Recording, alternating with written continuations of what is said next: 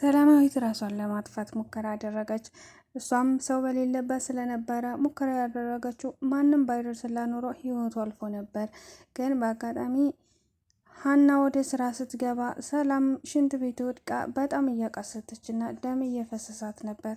በዛን አጋጣሚም ሀና ያንን ነገር ስታይ በጣም ደንግጣ ስለነበረ ስልክ ደውላ ወደ ሆስፒታል እንድትሄድ አድርጋለች። እሷ ወደ ሆስፒታል መሄዱ ብዙም ባያስደስታትም በእርግጥ በሰዓቱ ራሷን ስታ ስለነበረ ሆስፒታል ደርሳ እየታከመች ትገኛለች። ሰላም ጤና ይስጥልኝ ውድና የተከበራችሁ የቻናል የተከታታዮች እንኳን ደህና መጣችሁ። ላይክ፣ ሼር፣ ሰብስክራይብ በማድረግ እስከ ቪዲዮ ፍጻሜ አብራችሁ ትቆዩ ዘንድ ከወዲሁ አሳስባለሁ። ቪዲዮ ክፍል 18 ላይ ደርሰናል። ሀና በአጋጣሚ ከቤቷ ወደ ስራ ቦታ ስትሄድ ወይዘሮ ሜላት ለስራ ወደ ስራ ቦታ ስለሄዱ ሀና ብቻዋን ሰላማዊት ብቻዋን እቤት ነበረች። ሀናም እቤት ውስጥ ስትገባ ሰላም ራሷን ስታ ነበር ያገኘቻት። በዛን አጋጣሚ ሀና በጣም ደንግጣ ነበር። ሰላም በሰዓቱ የምትለው ቤተሰቦች ምንም እንዳውቁ አልፈልግም እና ይሄን ገበናዬን ደብቂልኝ ሀና እባክሽን፣ ለማንም አትናገሪ፣ ስልክም አትደውይ፣ እኔ የምፈልገው መሞትና መሞት ብቻ ነው ስትላት፣ ሀናም ሰላም ምን እያልሽ ነው? እኔ እንድትሞች አልፈልግም፣ ለምንድን ነው የምትሞችው? እያለች እያጽናናቻት ነበረ።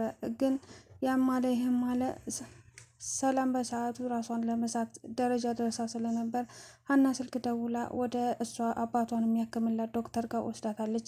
እዛም ከደረሰች በኋላ የእርግዝናውን ማቋረጫ መድኃኒት በባዶ ሆዷ ስለወሰደችው በጣም ከባድ አደጋ ላይ እንደሆነች ዶክተሩ አሳውቋታል። ለዛም ቤተሰቦቿን ደውለሽ መጥራት አለብሽ ብሎ ሲያጨናንቃት ነበረ። ዶክተሩን ሀና እየለመነችው ነበረ። እባክህን ዶክተር፣ ቤተሰቦቿ እንዳውቁ አልፈልግም፣ እሷም እንዲያውቁ አትፈልግም። ቤተሰቦቿ ጋር ከረጅም ዓመት በኋላ ነው ሰላም ወርዶ አሁን ላይ በፍቅር እየኖሩ ያሉት። ስለዚህ እባክህን ምንም ሰው ሳያውቅ ሁሉንም ነገር እንጨርሰው ብላ ዶክተሩን እየተማጸነችው ባለ ሰዓት ዶክተሩ ግን እንዴ ሀና ምን እያልሽኝ ነው? እንዴት ነው ከሙያዬ ጋር የሚጋጭ ነገር አድርግልኝ ዋሽልኝ የምትዩ? እንዴት ነው እንደዚህ የማደርገው? እባክሽን ቤተሰቦቹ ጋር ደውለሽ እንዲመጡ አድርጊ። ልጅቷ እየተጎዳች ነው፣ መንቃት አለባት። ከመንቃቷን በፊት የሆነ ሕክምና የምታደርገው ነገር አለ። ከባድ አደጋ ውስጥ ናት ሰላም፣ እባክሽን አርፈሽ ደውለሽ ጥሪ፣ ወስነሽ ንገሪኝ ብሎ ትቷት ወጣ። ሀናም በሰዓቱ በጣም ተወዛገበች። የተወዛገበችበትን ምክንያት ሰላም ከዚህ በፊት ደጋግማ ቃል አስገብታታለች።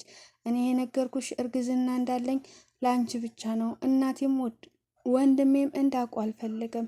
ስለዚህ እባክሽ ሀና ሚስጥሬን ጠብቂልኝ እያለች ደጋግማ ስለነገረቻት ሀናም ያን ነገር በማስታወሷ ግዴታ መጠበቅ እንዳለባት አሰበች። ከዛም ዶክተሩን ደጋግማ ለማናገር እየሞከረች ነበር። በስተመጨረሻም ዶክተሩ ውስጡ የቀረ ነገር አለ፣ ስለዚህ ጽንሱ ጨርሶ ስላልወረደ መጠረግ አለባት። ያን ለዛም ደግሞ ቤተሰቦቿ መምጣት ግዴታ አለባቸው። ምክንያቱም በዚህ ቤተሰብ በሌለበት የሆነ ነገር ቢደርስ እኔና አንቺ ዝብጥያ ነው የምንወርደው። ስለዚህ ሀና ቤተሰቦቿ ማወቅ አለባት ስትለው እሱም እንደዛ በሚላት ሰዓት ሀና ሁሉንም ነገር ለማስረዳት ሞከረች። ዶክተር አሁንም በድጋሚ እነግርሃለሁ፣ ሰላምና ቤተሰቦቿ ከረጅም ዓመት በኋላ ነው በፍቅር እየኖሩ ያሉት እና ደግሞ ለዚህም አንድ ሳምንት እንኳን አልሆናቸውም። አሁን ሰላም ይሄን ነገር ካወቀች እና እናቷ ይሄን ነገር ከተዋወቁ አንደኛ እኔ ከስራዬ ተጓጎላለሁ፣ ሁለተኛ ሰላምና እናቷ እንደገና ክፍተት እንዲኖር አልፈልግም። ስለዚህ እባክህ ዶክተር ስትለው ብዙ ገንዘብ እኮ ነው የሚያስፈልገው ብሏት ነበር። እሷም ለአባቴ ማሳከሚያ ያስቀመጥኩት ገንዘብ አለ፣ ገንዘቡን እኔ ከዛ ላይ ከፍልሃለሁ ዶክተር፣ አንተ ብቻ እሺ በለኝና ሰላምን አክማት በማለት ጠየቀችው። አይ ገንዘቡን እንኳን መስጠት ብትቺ እኔ ሙያዬን እንደዚህ በተልካሻ ነገር አልፈልግም ነበር ያላት። ሀናም እባክህ ዶክተር ብላ ሁሉንም ከለመነችው በኋላ ከመጨረሻው አካባቢ እንደገና እሱም ተስማምቶ ቤተሰቦቿ ወደ ቤት እንዲሄዱና ወይዘሮ ሜላትና እንዲሁም ምላሴ በሰዓቱ መጥተው ስለነበረ እሷም ነቅታ እያወራቸው ስለነበረ እነሱ ወደ ቤታቸው ከሄዱ በኋላ ሌሊት ላይ ሕክምናውን ሊያደርግላት ተስማማ። ወይዘሮ ሜላትን በጣም እያለቀሰች ነበር። ልጄ ምን ሆና ነው? ልጄ ምን ገጠማት? ጠዋት እኮ በሰላም ነው ትቻት ሄድኩት። ምን ነው ትቻት ባልሄድኩ እያለች እየተበሳጨች እንዲሁም ራሷን እየወቀሰች በነበረበት ሰዓት ወንድሟም ምን ሆና ነው እያለ እያለቀሰ ነበር። ግን ማንም ምንም አይነት ምክንያት ሊነግራቸው አልቻለም። ሀናም ምንም አልሆነችም። እኔ ከቤት ስመጣ ወድቃ ነው ያገኘኋት እና ደምን ፈሷት አለ። በቃ ይሄን ነው ሌላ ማውቀው ነገር የለም ብላ ድምድም አረገች። ዶክተሩም በዛውን ልክ ነው የተናገረው። እንግዲህ ስትመጣ ደም ፈሷት ነበረ። ከዛም በኋላ ራሷን ስታለች እና ምንም የሚታወቅ በሽታ የላትም፣ አሁን ላይ ደህና ናት እያለ ወይዘሮ ሜላትን እያጽናናት ነበር። ዶክተሩም አሁን ቤተሰቦቿን ማሳመን ይኖርባታል። ቤተሰቦቿ ወደ ቤታቸው ከሄዱ ሌሊት ላይ ሕክምናውን ማድረግ እችላለሁ። በቃ ይሄን ነው ላደርግ የምችለው፣ ግን ይሄ ነገር በጣም ከብዶኛል እያለ እያቅማማ ነበር። እሱም ቤተሰቦቿን ወደ ውጭ ከጠራ በኋላ ሰላም እረፍት ታድርግ፣ ትንሽ ትረፍና ታወሯታላችሁ፣ አሁን ለብቻዋ ተዋት ብሎ በጎን ሀናን አስገብቶ ሀና እሷን አሳመነቻት። አሁን እናትሽንና ወንድምሽ ወደ ቤት እንዲሄዱ አድርጊ፣ ሌሊት ላይ ህክምናው ይሆናል። እነሱ እዚህ ባለው ሰዓት ግን ህክምናውን ማድረግ እንደማይችል ዶክተሩ ነግሮኛል። እና እናቴ ያልሰማችም ስትል ጠየቀቻት። ሰላምም አዎ እናትሽ አልሰማችም ሰላም እና አሁን ላይ እንድትሰማ አንፈልግም። ዶክተሩን እኔ ለብቻሽ እንዳክምሽ አናግሬዋለሁ። ከብዙ ልመና በኋላ ነው እሺ ያለኝ። አሁን ደግሞ ምላሴና እትዬ ወደ ቤት መሄድ አለባቸው። እኔ አንቺ ጋር እሆናለሁ። ከዛ በኋላ ሌሊት ላይ ህክምናው ይደረጋል፣ ይጠናቀቃል ስትል ነበር።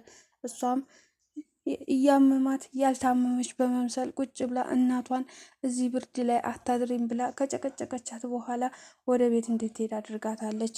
ከዛም በኋላ እሷ ወደ ቤቷ እንዳመራች ምላሴና እሷ ወደ ቤታቸው ከሄዱ በኋላ ህክምናውን ለመጀመር ሁሉም እየተረባረቡ ነበር።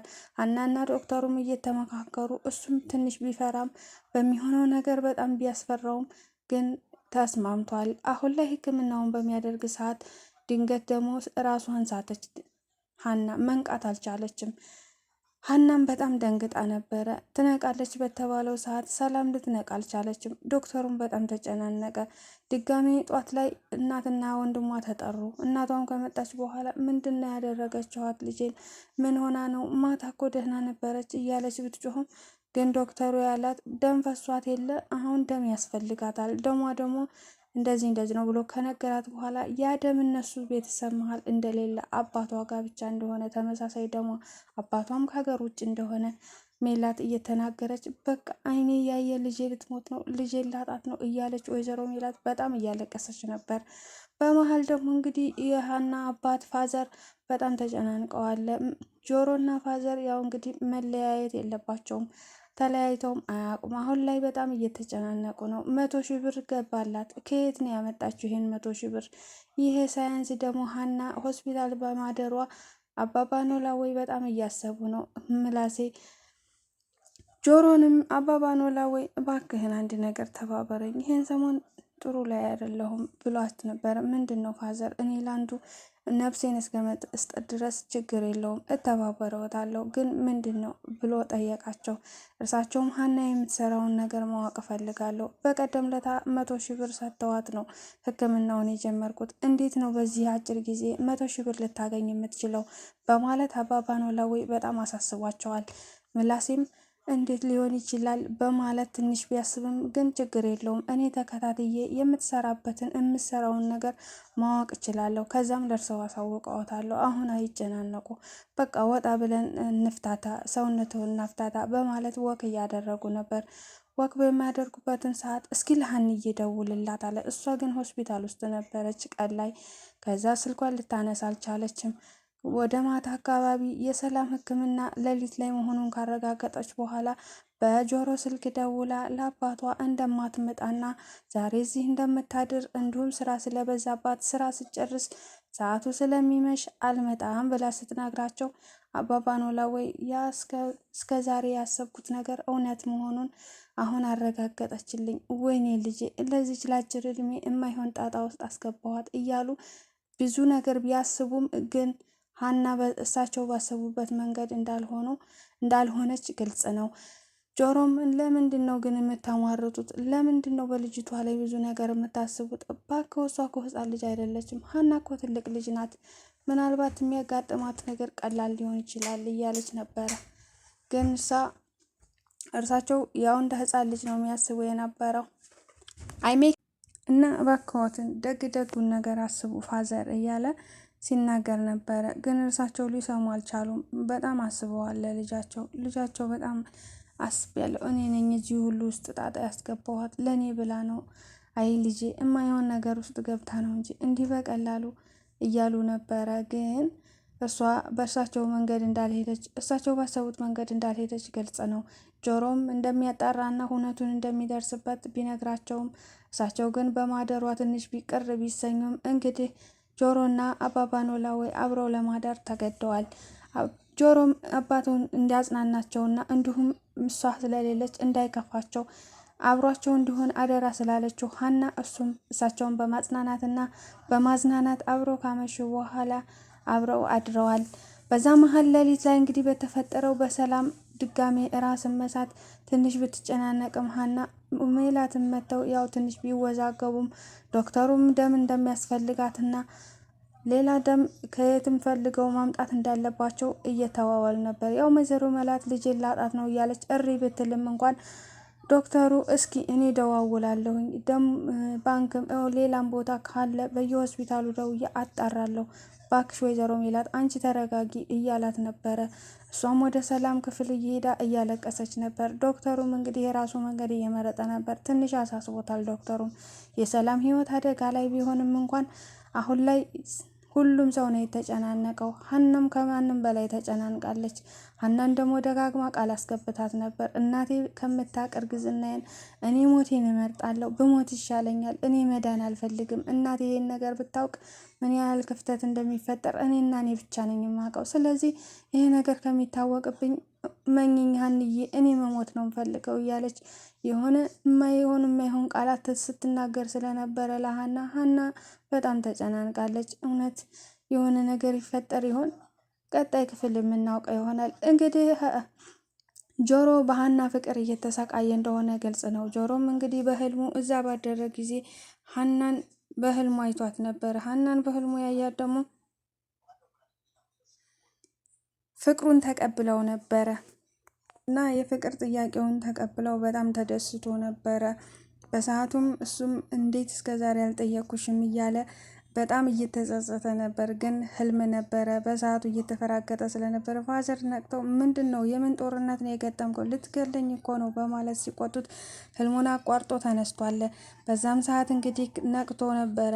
በእርግጥ ህልም መሆኑ በጣም ቢያናድደውም እንኳን ያው እንግዲህ አባባ ኖላዊ መልሰተኛና ታልማለህ ሲሉት እሱም ተኝቷል።